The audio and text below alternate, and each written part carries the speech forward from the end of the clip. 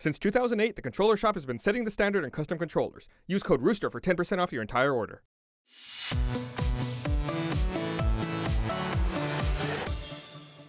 Welcome to The Know, I'm Ashley Jenkins, and Square Enix president Yosuke Matsuda has announced that the company will be changing directions to focus more heavily on core Japanese RPGs instead of pushing to find a global audience following the recent and unexpected international success of Bravely Default for 3DS.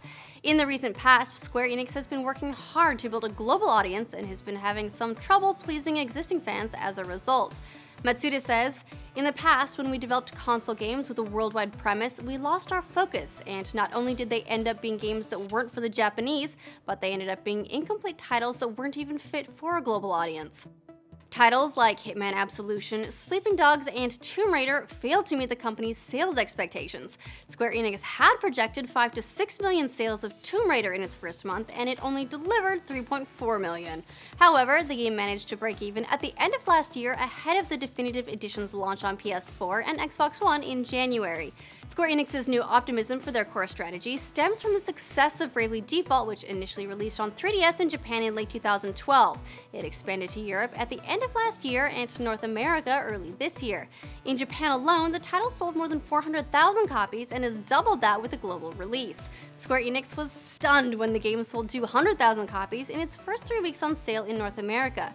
Producer Tomoya Asano expressed his surprise at seeing a game that was developed with a purely Japanese audience in mind sell so well overseas. He said, "Bravely Default is a game that was designed only taking RPG fans in Japan into consideration. We thought overseas expansion was impossible. Seeing this much anticipation moves me deeply."